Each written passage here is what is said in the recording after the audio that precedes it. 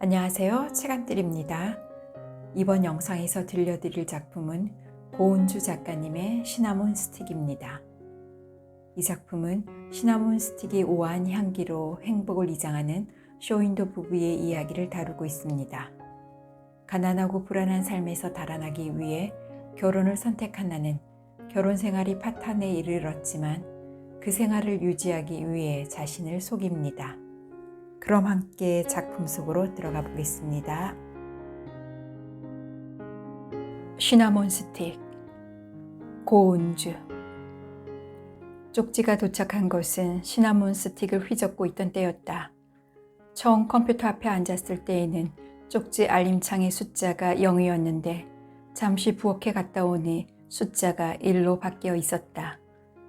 카푸치노를 마시려는 순간 계피향이 느껴지지 않는 걸 깨닫고 다시 부엌에 다녀온 터였다. 이 쪽지를 받는 분이 김미연 씨가 확실하다면 답장 부탁드립니다. 알려드릴 얘기가 있습니다. 쪽지를 열면서 카푸치노 한 모금을 다시 마셔보았다. 여전히 계피향이 느껴지지 않았다. 시나몬 스틱을 5-6번이나 휘저었는데도 불구하고 제가 이렇게 쪽지를 보내는 것은 김미연 씨가 섣불리 관통죄 등으로 일을 복잡하게 만들 사람이 아니라고 믿기 때문입니다. 자세한 얘기는 차차 하겠으니 일단 본인 확인을 부탁드립니다. 이제는 업데이트도 제대로 하지 않는 미니 홈피에 딸려있는 쪽지였다.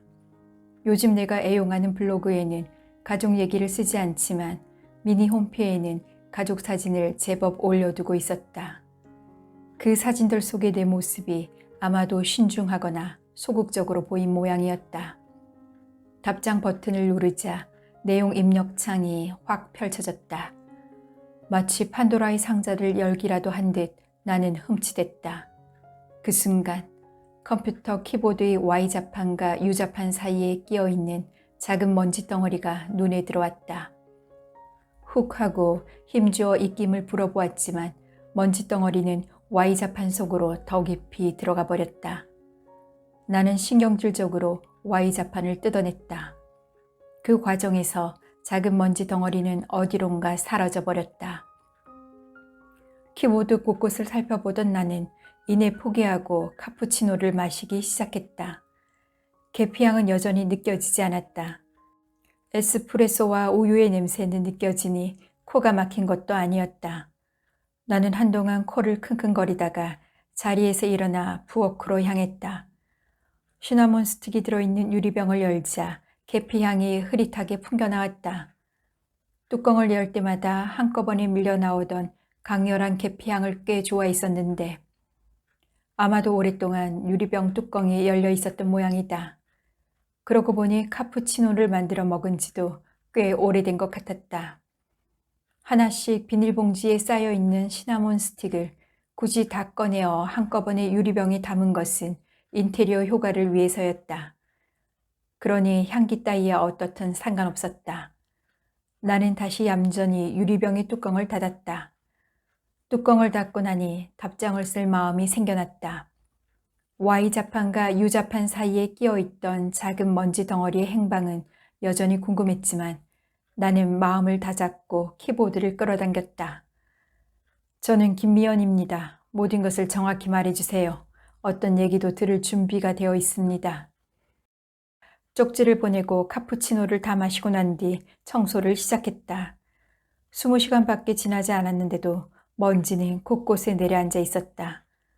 20시간 전에 했던 것과 똑같은 순서로 나는 다시 청소를 했다.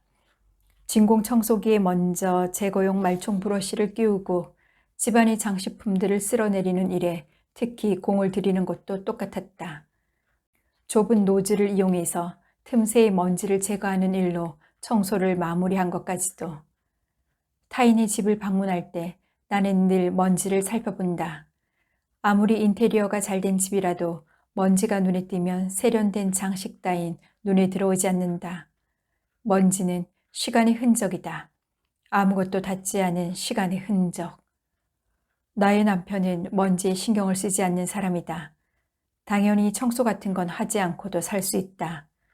그동안 누군가가 대신 치워줬기 때문이기도 하겠지만 그는 먼지가 굴러다니는 환경에서 태연하게 지낼 수 있는 인간형이기도 하다. 물론 먼지가 굴러다니는 곳에 그가 있는 모습을 내가 직접 목격한 적은 없다. 무엇보다도 내가 그런 환경을 참지 못한다. 하지만 정말 그런 곳에 있게 된다면 그는 분명 태연하게 지낼 것이다. 결혼한 지 9년, 그 정도쯤은 남편에 대해 짐작할 수 있다. 본체의 뚜껑을 열고 커다란 비닐봉지를 씌운 뒤 청소기를 뒤집었다. 필터를 통해 걸러진 먼지들이 비닐봉지 속으로 쏟아져 들어가는 동안 어김없이 미세먼지가 눈앞을 떠다녔다. 나는 비닐봉지를 단단히 묶고 나서 그 주변에 다시 청소기를 돌렸다. Y자판과 U자판 사이에 끼어있던 작은 먼지 덩어리는 무사히 비닐봉지 속으로 들어갔으리라 확신하면서. 말하자면 그 아이는 남편 애인의 옛 애인이었다. 그러니까 우리는 참으로 통속적이고 심란한 관계였다. 답장 주셔서 감사합니다. 제가 예상했던 대로 차분하고 친절한 분이군요. 저는 김미연 씨 남편이 현재 만나고 있는 여성의 친구입니다. 쪽지의 도입부는 진부했다. 지금은 그 여성의 친구지만 얼마 전까지는 연인 관계였고 남편 때문에 사이가 멀어졌다는 설명 또한 진부했다. 그 여성이 남편보다 무려 14살이나 어리다는 얘기는 진부함의 절정이었다. 그런 진부한 내용들로 쪽지 한 통을 다 쓴 뒤 그 아이는 당돌한 질문들로 새로운 쪽지를 채웠다. 저는 단지 몇 가지 사실을 확인하고 싶을 뿐입니다. 우선 당신의 남편이 제 친구와 깊은 관계라는 것을 이미 알고 계셨습니까? 그리고 김미연 씨 부부가 이름만 부부일 뿐 사실상 남남처럼 살고 있다는데 사실입니까? 금전관계가 얽혀서 현재 헤어지지 못할 뿐 2년 안에는 다 마무리 짓고 이혼한다는 것도 사실입니까? 풋 웃음이 나왔다. 묘하게 흥미롭기도 했다. 슬쩍 미소까지 지은 채 나는 키보드를 두드리기 시작했다. 저는 남편으로부터 당신의 친구에 대해 들은 바가 없습니다. 이것이 첫 번째 질문에 대한 답입니다. 부부는 원래 남남입니다. 이것은 두 번째 질문에 대한 답입니다.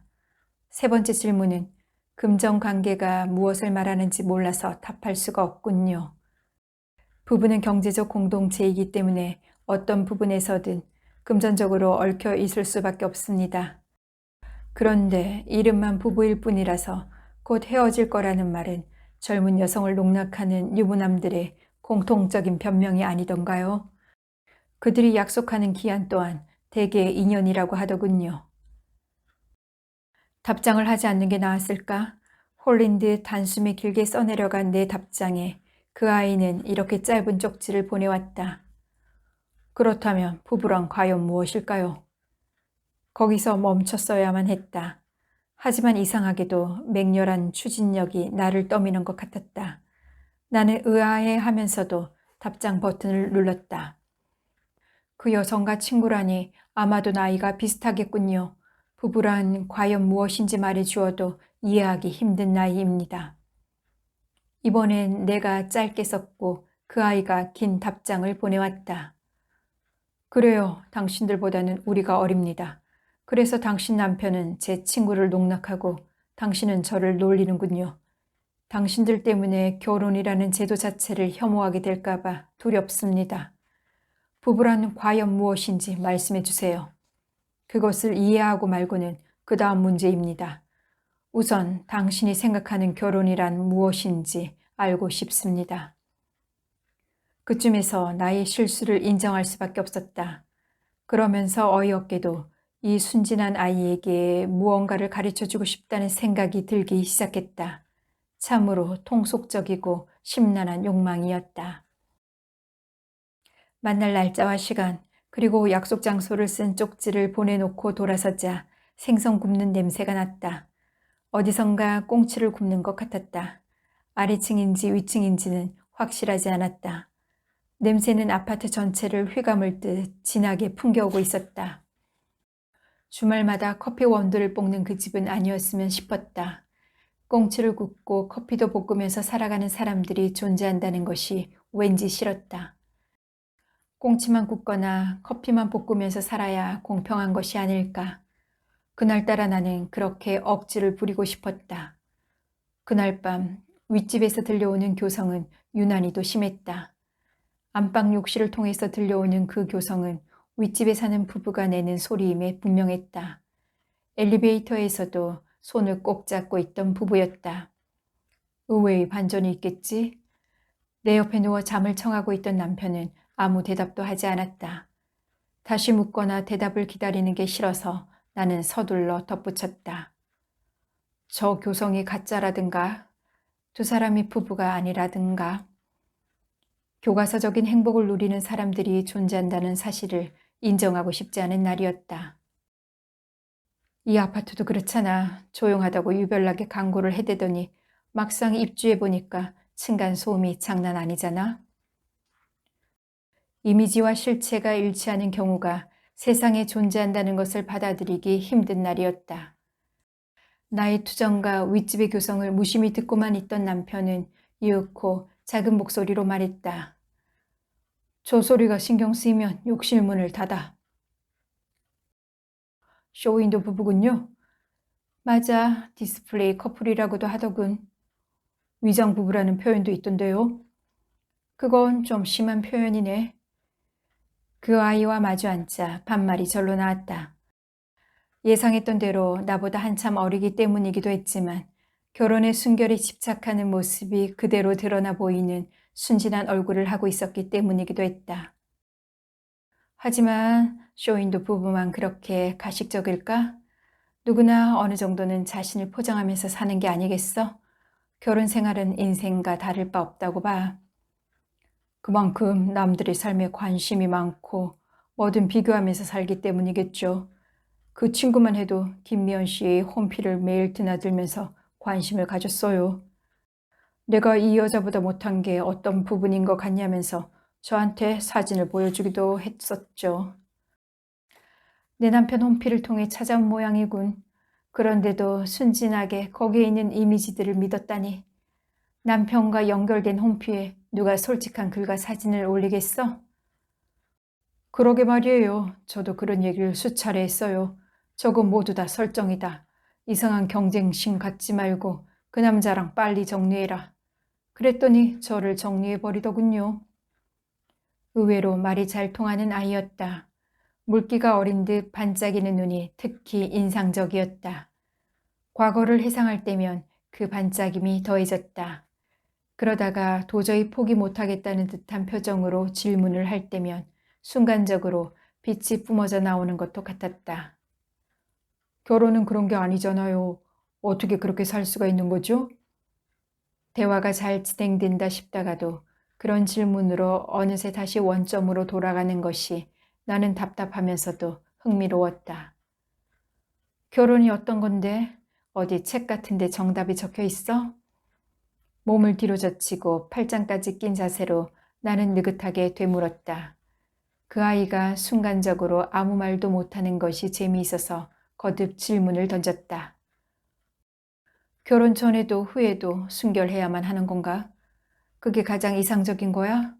때를 묻히면 그냥 폐기 처분해 버려야만 하나? 그 아이는 여전히 아무 말도 못하고 약오른 듯한 표정만 짓고 있었다. 소설이나 드라마가 문제야. 결혼에 대한 환상을 너무 많이 심어주거든. 삶에 대한 환상 또한 마찬가지지. 그렇게 완벽하게 깨끗하고 아름다운 모습은 실제로 거의 존재하지 않는데 인생이 뭐 그렇게 대단한 줄 알아? 비아냥거릴수록 재미있어서 나는 슬며시 미소까지 지었다. 그러자 이윽고 그 아이가 말했다.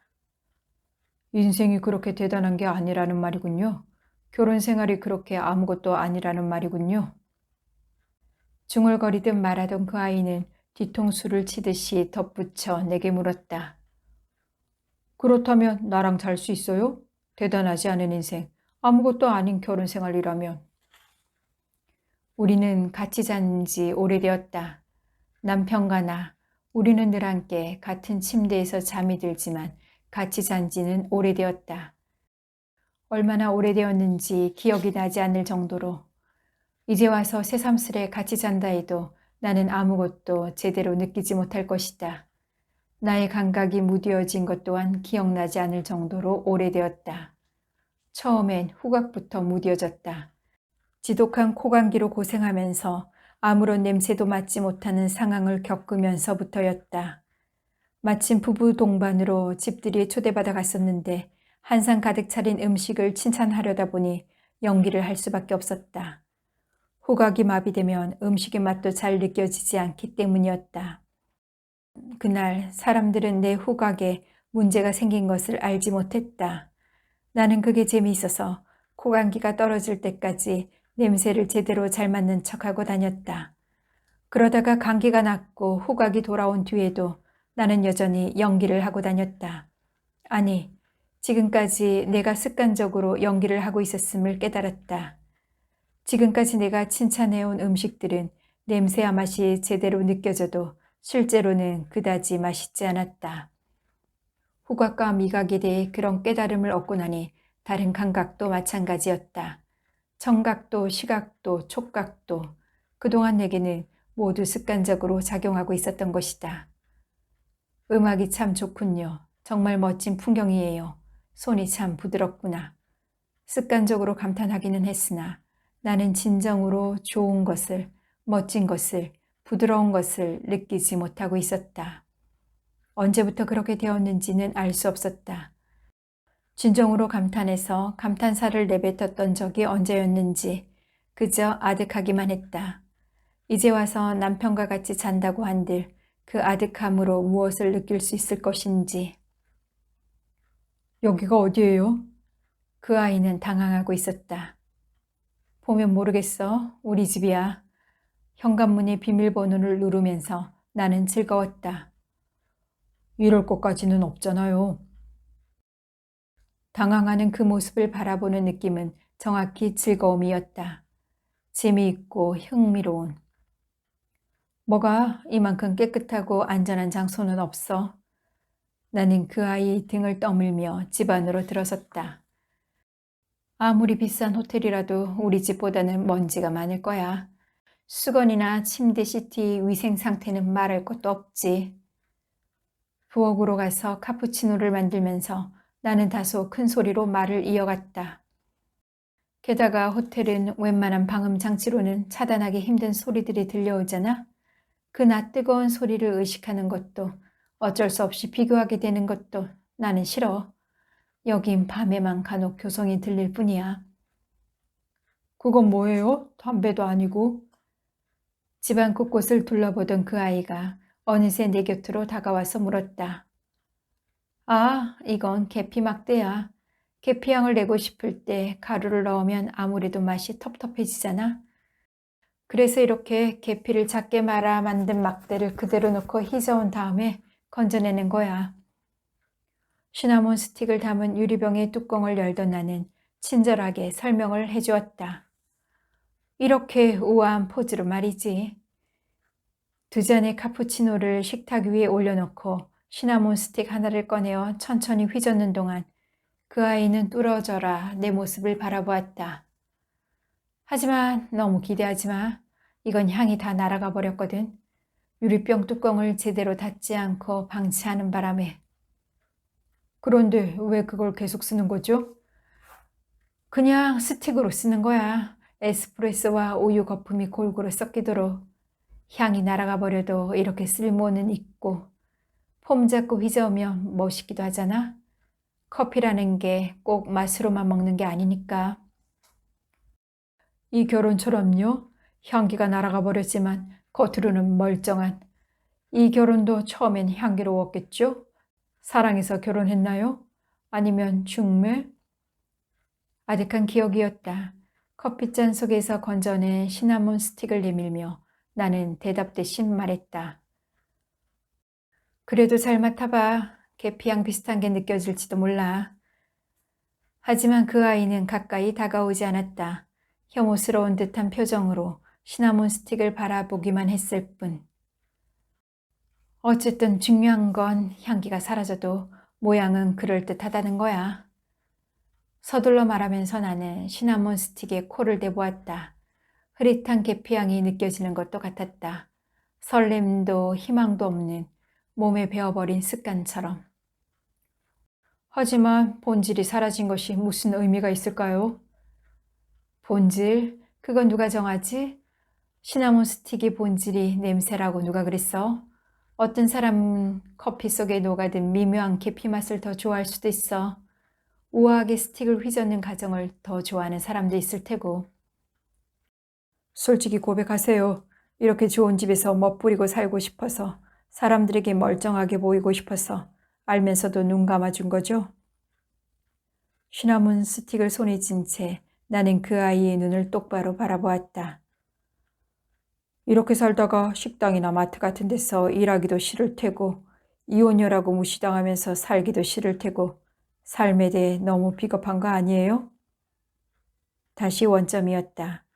하지만 나는 여전히 답답하면서도 흥미로웠다. 빙고, 나이도 어린데 어찌 그리 잘 알아? 맞아, 돈 잘 버는 남편, 남주기 아까워. 그러니까 그 친구도 내 남편을 욕심내잖아? 게다가 나한테는 아이가 있고 그 친구에게는 사랑이나 희망 같은 게 있겠지. 지나온 시간들이 아까워서라도 헤어지기 힘들어. 하지만 과연 그게 다일까? 살면서 만나게 되는 수많은 일들이 한두 가지 이유만으로 설명될 수 있다고 생각해? 그러니까 어리다는 거야. 인생을 좀 더 살아봐야 한다는 거야. 나는 또박또박 말했고 그 아이는 발끈하며 자리에서 일어섰다. 내게로 달려드는 그 아이는 싸울 듯한 기세였다. 시나몬 스틱이 바닥으로 떨어졌고 어디론가 굴러갔다. 어때요? 이래도 내가 어린가요? 곧바로 돌진에 들어오면서 그 아이는 물었다. 거친 흔들림에 몸을 맡기면서 나는 가까스로 웃음을 참았다. 어때요? 대체 내가 당신 남편보다 못한 게 뭔가요? 그 질문에는 더 이상 웃음이 나지 않았다. 더 거칠게 흔들리면서 나는 차분하게 말했다. 비교하지 마. 비극은 거기서부터 시작되는 거야. 내가 훨씬 더 못하나 보군요. 그런 얘기가 아니야. 남편이 어떤 식으로 했었는지 난 이제 기억도 나지 않아. 그게 가능해요? 가능하지. 행동은 기억해도 느낌은 떠오르지 않아. 살다 보면 그렇게 돼. 살아봐. 그럼 내 말을 이해하게 될 거야. 또 그런 소리. 자, 이제 집중하자. 난 지금 내 느낌에만 집중하고 싶어. 내 몸의 모든 감각이 살아나길 기대하면서 눈을 감았다.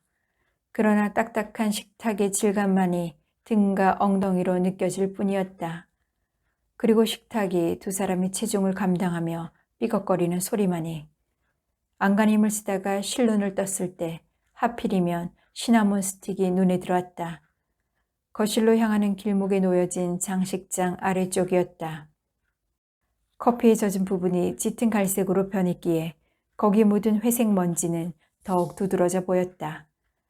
저 장식장 아래쪽에 원래 먼지가 많았던 것일까?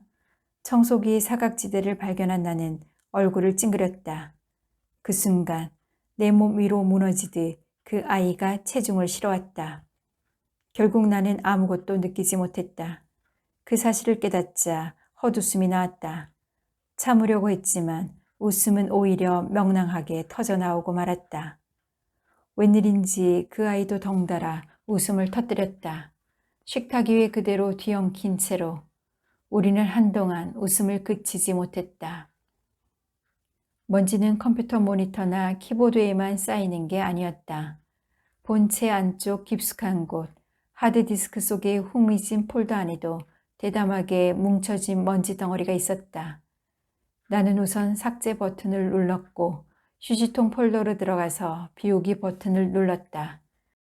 온갖 형태의 성행위가 나열된 동영상들로 채워진 폴더 전체를 비우고 싶었지만 그중 하나만을 영구 삭제했다.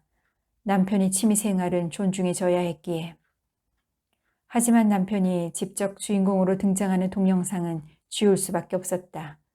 명색이 아내인데 그런 것까지 존중해 줄 수는 없었다. 그도 명색이 남편인데 그런 것까지는 집안의 컴퓨터 속에 넣어두지 않았으면 좋았을 텐데.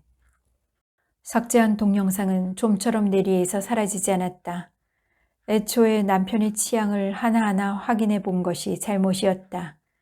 후미진 폴더의 정체를 알아차렸을 때 그냥 닫았어야 했는데 잠시 머뭇거리다가 기어이 파일을 하나씩 열어보게 된 것이 남편에 대한 관심 때문이었는지 동영상에 대한 관심 때문이었는지 알 수 없는 일이다.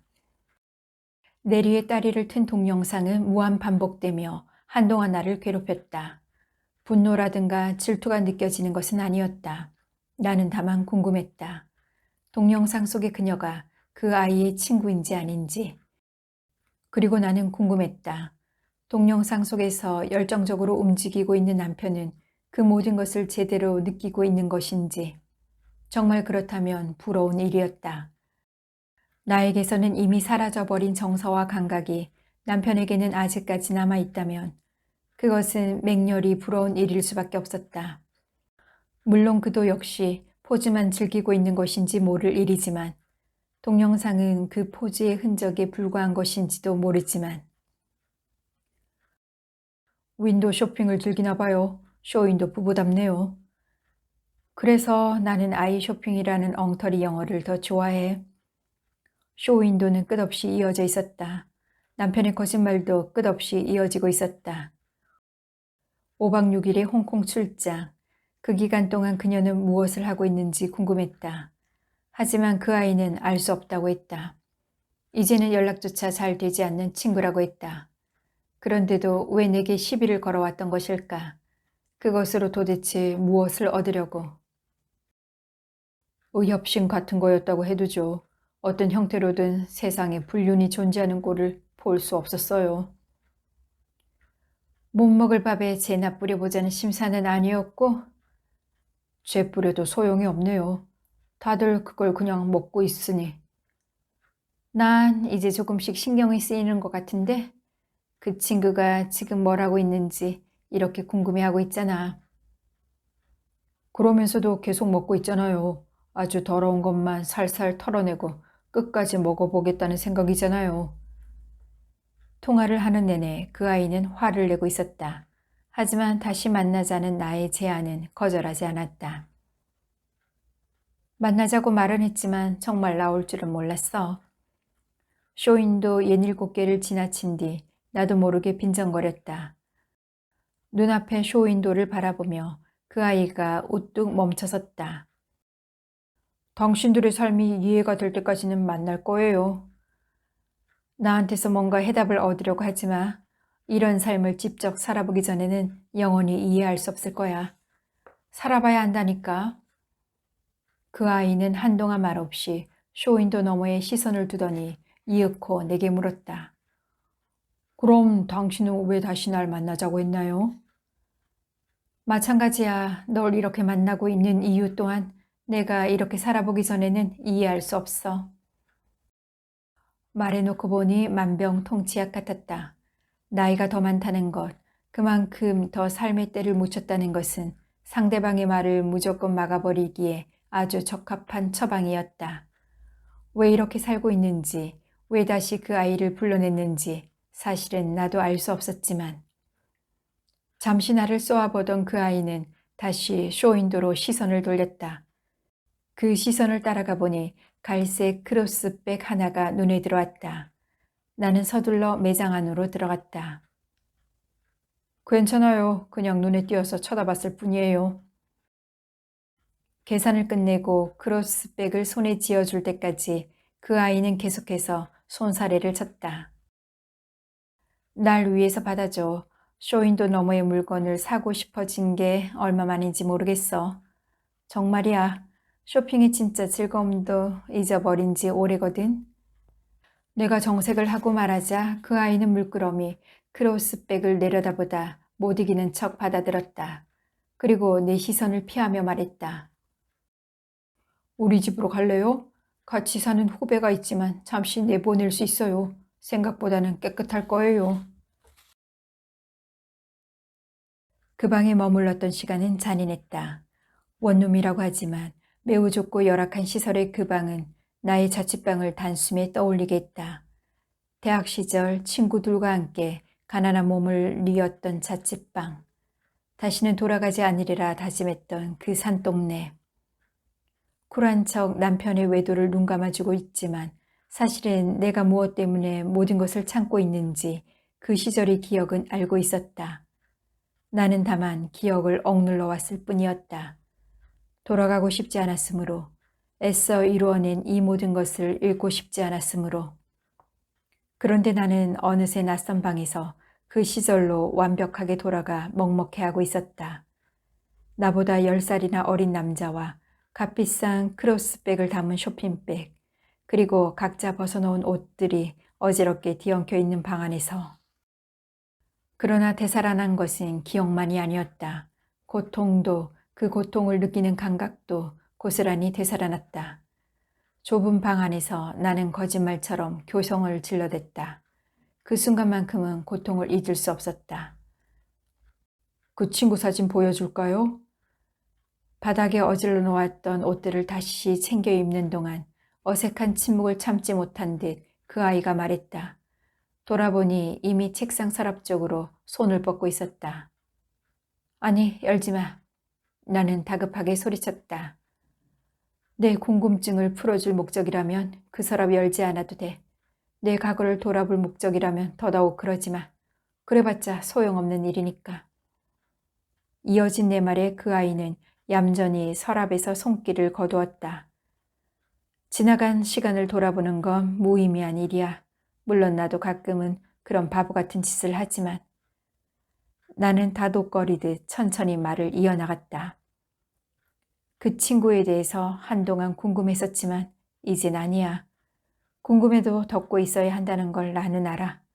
오래전부터 그래왔으니까. 그리고 오래전 그날의 이야기를 나는 더듬더듬 해나가기 시작했다. 왜 그랬는지는 알 수 없는 일이다. 고통스럽지만 한 번씩 되살려내던 그날의 기억을 다시금 환기해야 할 때가 되어서였는지, 단지 서랍을 열지 않게 하기 위해서였는지. 비밀번호를 눌러도 현관문이 열리지 않았어. 집에 전화를 해도 받지 않고 결국 열쇠 수리공을 불렀지. 문을 열었더니 뜻밖에도 집안에 남편이 있었어. 오래전, 아주 오래전 일이야. 그때 현관에 놓여져 있던 베이지색 하이힐을 아직도 잊을 수 없다. 최악의 상황으로 예상했던 일이 현실로 나타난 것이었다. 열쇠 수리공이 떠나자마자 나는 소리를 지르기 시작했다. 하지만 남편은 흥분한 나를 바라보며 중얼거리듯 작게 말했다. 그 말을 듣기 위해서 나는 소리 지르는 걸 멈출 수밖에 없었다. 지금 저 안방에는 아무도 없어. 그렇게 믿으면 현실이 되고 믿지 않으면 모든 게 끝장이야. 어때? 믿을 수 있겠지? 그렇다면 잠시 창밖을 바라봐. 이렇게 몸을 돌리고 말이지. 나는 안방문을 노려보고 있었다. 남편은 내게로 다가와 거실 창문 쪽으로 내 몸을 돌려 세웠다. 덜덜덜 온몸이 떨려왔다. 놀라운 얘기군요. 그때 안방문을 열어야 했을까? 애초에 현관문을 열지 말아야 했을까? 지금도 나는 잘 모르겠어. 그날 거실 창밖으로 보았던 먼 하늘의 구름만이 또렷이 기억날 따름이다. 비현실적으로 아름다웠던, 손이 잡힐 듯 선명했던, 그리고 안방문을 여는 소리, 누군가 살며시 걸어가는 소리, 잠시 후 현관문이 닫히는 소리, 등 뒤에서 서늘하게 들려오던. 호기롭게 현관문을 열었지만 안방문은 차마 열 수가 없었어. 진실을 외면하고 싶었으니까. 나는 그렇게 판도라의 상자를 열었다가 곧바로 닫아버렸던 거야. 가장 중요한 것을 그 안에 넣어둔 채로. 그걸 다시 연다면 어떻게 하겠어요? 아니, 다시 열린다면.